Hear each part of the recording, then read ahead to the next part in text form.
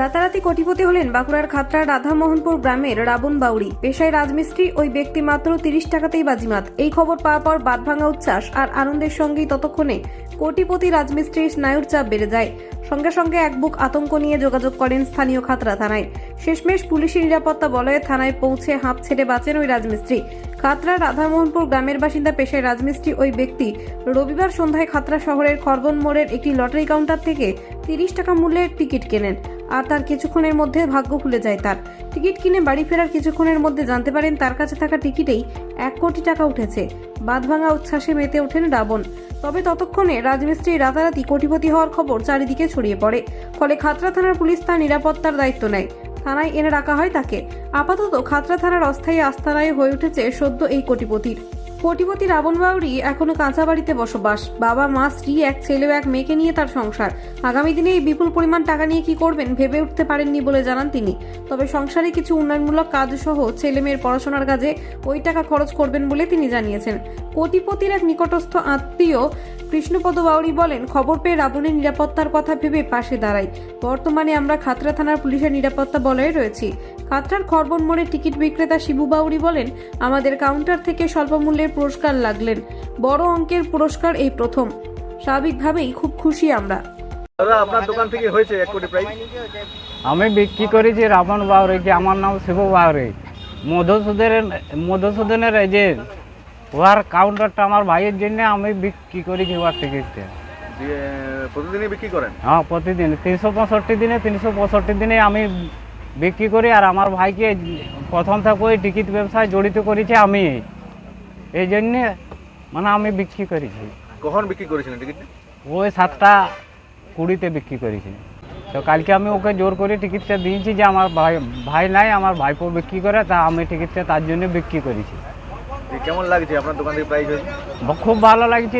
যেটা আনন্দ আর বলবার কিছু নয়। বড় প্রাইজ খুব একটা হয় নাই, তবে 45,090 গাদা হয়েছে। সেটার জন্য কোনো চিন্তা নাই। আমার কাউন্টার থেকে গাদা হয়েছে, ভাইয়েরও হয়েছে। কিন্তু ব্যাপারটা 1 কোটি প্রথম। 1 কোটি প্রথম। কি চাইবেন?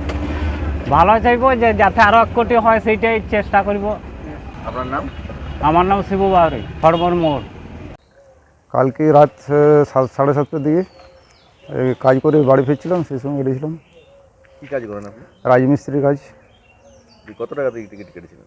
30 টাকা 5 সেম কাটিয়েছিলাম। কী করে জানলেন যে কোটিপতি হয়েছেন?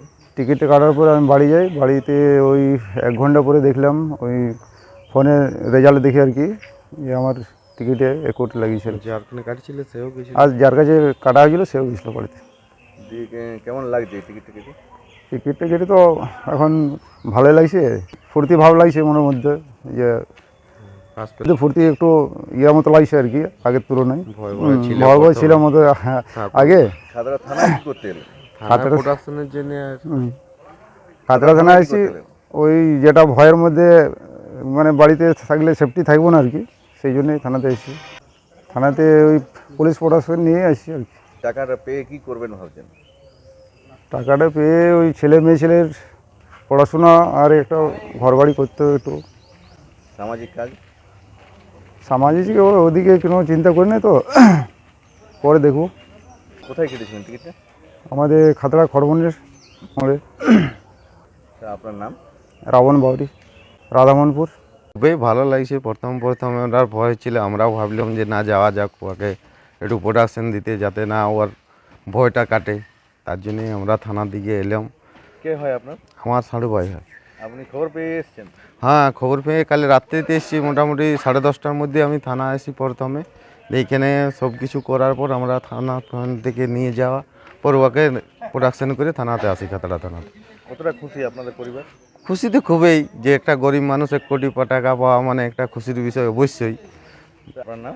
আমার নাম কৃষ্ণপদ বাউরি। আপনার কে হয় উনি? আমার ভাইরা ভাই। খাতড়ার রাধামোহনপুরের এক রাজমিস্ত্রি লটারি কেটে কোটিপতি হলেন, শুনে খুব ভালোই লাগলো।